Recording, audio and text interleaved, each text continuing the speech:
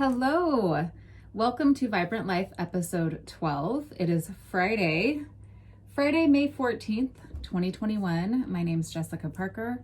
I am a holistic health coach, a fitness instructor, and I have a master's in health psychology. So needless to say, I like to get nerdy about all things health and fitness. Today, we're going to chat about mixed messages that we are receiving having to do with the virus. So, I'm in Oregon, and we've definitely had some flip-flopping going on with our governor and what we're, quote, allowed to do and not allowed to do, and the mask mandate. We're kind of like waiting right now because as a nation, we've had some information come out from the CDC, but we don't really know what that means in terms of have you gotten your shot or not.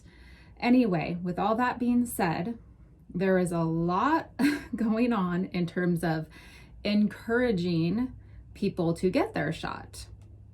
Now, I'm not going to go into whether you should or shouldn't.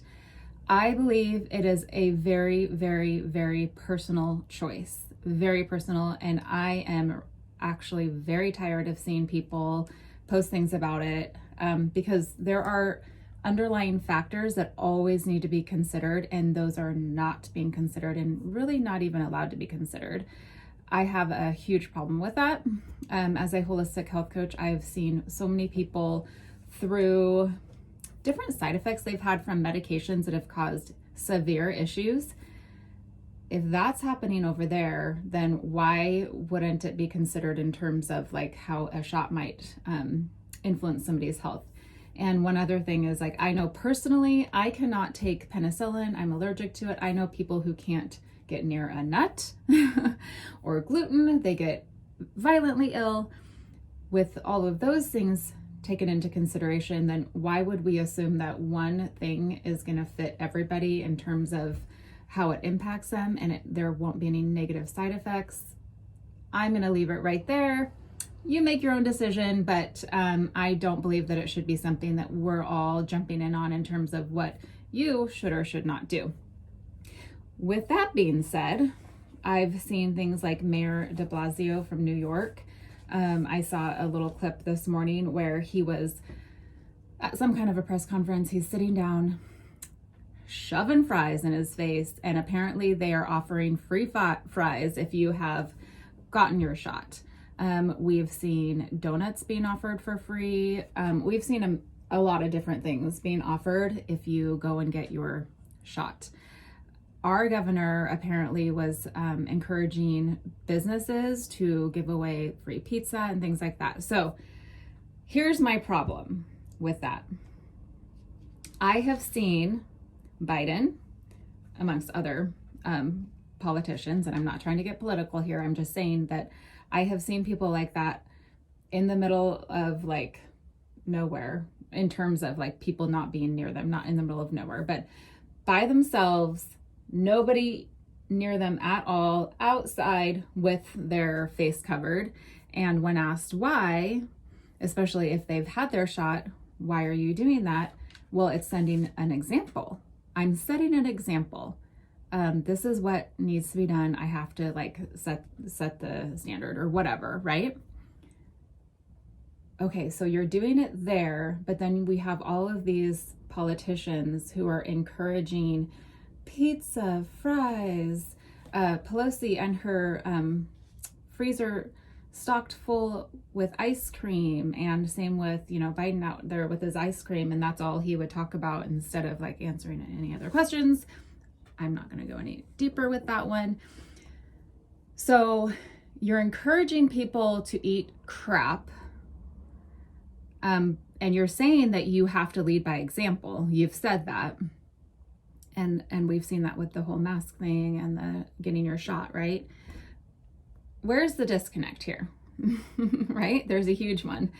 We know that risk factors for the coronavirus and for actually getting severely ill or even dying from it have to do with obesity, has to do with pre-existing conditions.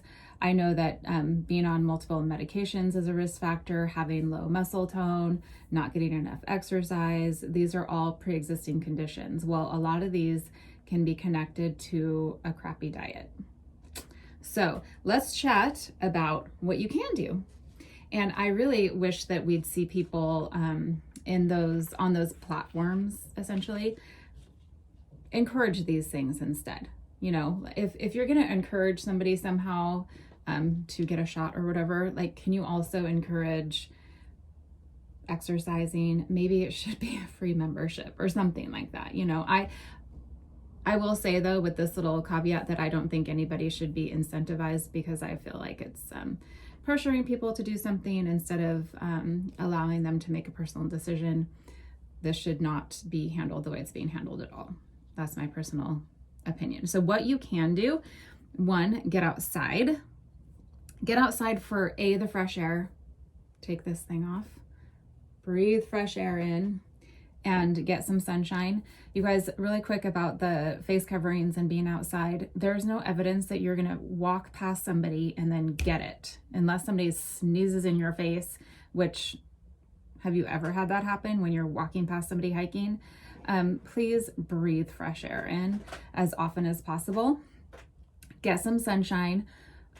Vitamin D, people often associate the sun with vitamin D. Well, your body actually produces vitamin C from getting enough sunshine. So it's not that you're getting vitamin D from the sun, it's helping your body to produce it. It's a hormone. So definitely though, get sunshine. That's the best way to get vitamin D. Breathe fresh air. And then along with breathing, deep breathing. Taking like really every day, taking a lot of like really deep breaths. Exercise helps with this, but being conscious of really opening up your lungs, because we tend to breathe more shallow, and this can really help the health of your lungs, which is obviously connected to this virus, and it can just help circulate things better. So doing that. I don't have this on my list of 10 things, but I go to a sauna here in Albany, Mesmerized downtown. They have a infrared sauna, which is actually the next thing on my list, but it's also a halo therapy booth. So, which is salt therapy. So essentially there's a little machine and it grinds up the salt and it, disperses it into the air and you breathe it in, and it can really, really help with respiratory health as well, which I've been doing as a preventative measure. Plus, if you have any kind of asthma or like you struggle with seasonal allergies, that can be helpful. It's also really good for your skin. So I do both the infrared and the halo therapy at the same time. The infrared sauna is different from just a regular sauna. You are going to sweat, but it's going to penetrate deeper and have way more benefit to you. And a lot of people think that you're really sweating out toxins when you're in a regular sauna or even exercise, but it actually doesn't happen as much as you think it does from research that I've done. An infrared sauna is where you really want to spend some time. Exercise is an obvious one, and that really, really helps boost your immune system. And it, in addition to boosting your immune system, you are going to build that muscle tone, which again, I mentioned before, that's a risk factor, not having good muscle tone. So it also just makes you feel good, right? You know, and having that sense of confidence and just like building your endorphins, those things all help your immune system. It's all interrelated. So getting outside, getting some exercise, I don't care if it's just walking, get your heart rate going a little bit. There is a stopping point where, you know, some people might go overboard, and it depends on who you are and what you're dealing with. If you feel exhausted after you've exercised, I would peel back. I mean, you should feel like, ooh, that was good, but not like, now I need to go nap for 3 hours. And that can be an adrenal thing. We will chat about that another time. Number 5, sleep. Obviously, I think everybody knows this. We all need to get good sleep. If you have your TV in your room, please remove it. I know some people will hate me for saying that, but remove your TV. Allow your body to really like come down. Do things like, you know, keep your room cool. If it's too warm, you're gonna struggle. I have blackout curtains in my room. there are a million things that you can do, but definitely make sure that you're protecting that part of your life, because that's like one of the number one things in terms of your immune system. So if it's just that you're staying up too late, try to do things to create a new habit so that you can wind down a little earlier. I like to take a bath with Epsom salt. You really absorb magnesium really well through your skin that way. But you can also take magnesium. Don't take oxide ever. It's just garbage. It doesn't absorb well into your body at all. Unless you're constipated, then take it and that might help you. But otherwise, look for some other things like malate, glycinate.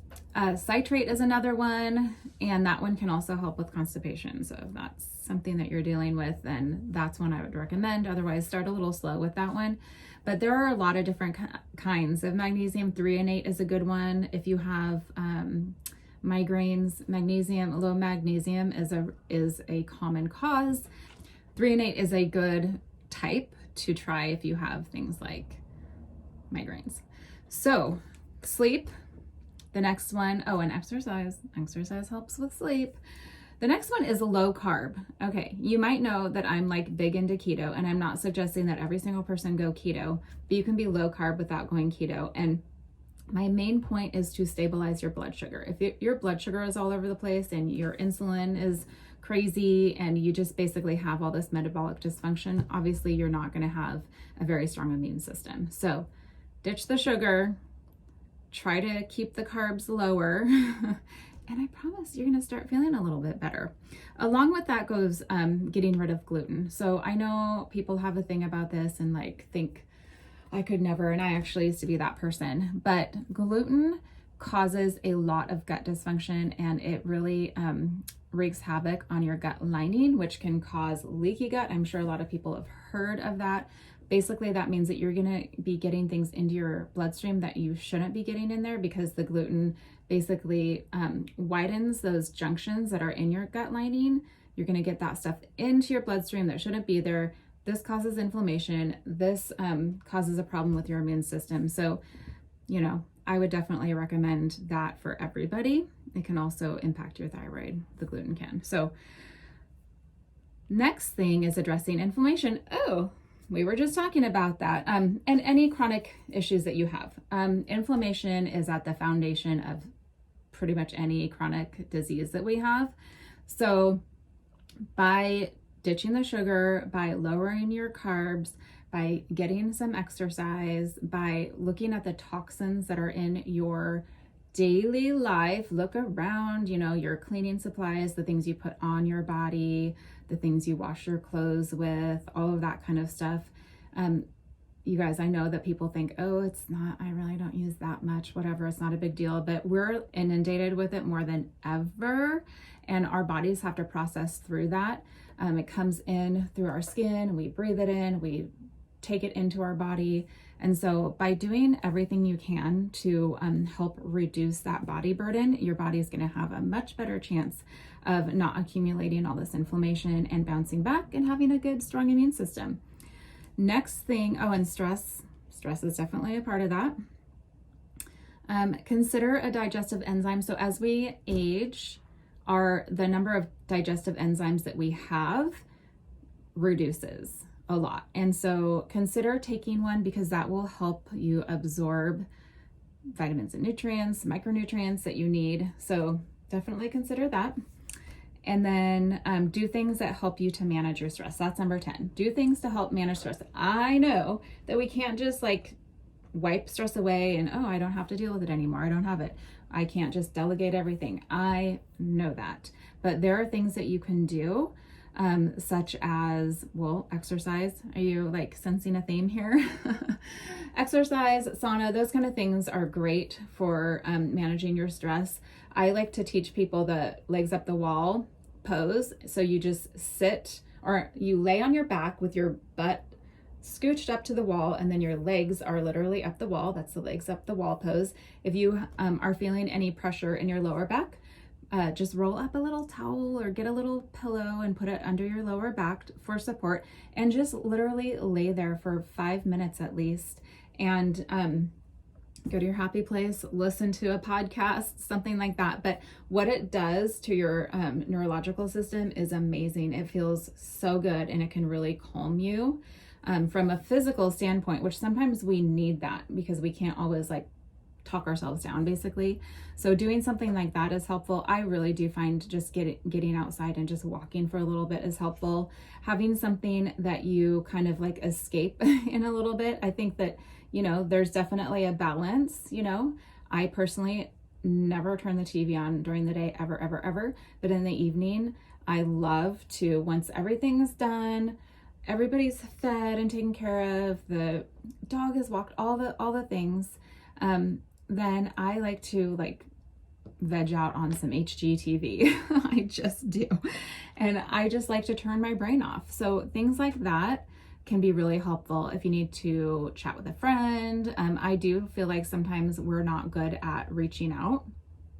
So reach out and just tell somebody, dude, I'm stressed out, I'm struggling. Chat for a little bit, laugh. And then there are things like I mentioned, magnesium. GABA is another great supplement. GABA is a neurotransmitter that we have in our brain, and it's calming. So that is actually a supplement that you can take either for those times when you're just like super stressed out and anxious, or it can actually help at night so you can calm down and relax and sleep. So those are a bunch of things that you can do, you guys, that I wish that we were hearing out there, that we were hearing from politicians instead of them saying that we can, you know, should be doing all these other things that, you know, might create some kind of a barrier, but it doesn't do what we really need to be doing, which is having a strong immune system, de-stressing, feeling good. That's where we really need to be focusing, and it's starting to irritate me. All right, you guys, have a fantastic weekend. If you have certain things that you do that really help you, then I would love to hear. Please share. And before I go, you can find me at healthwithjess.com. You can find me on Facebook at healthwithjess, and then Instagram is healthwithjessica. My podcast, Vibrant Life, is sponsored by my family-run business, Oregon Valley Farm, where you can find pasture-raised chicken and pork, grass-fed and finished beef. All of it is without any antibiotics or added hormones. You can find us at oregonvalleyfarm.com. We actually ship to several different states, so go to the FAQs to find out if we ship to you. If you're in our area, which is near Albany, Oregon, we do offer local pickup. And you can also find us on Facebook, Oregon Valley Farm, and Instagram, Oregon Valley Farm. All right, you guys, have an awesome weekend.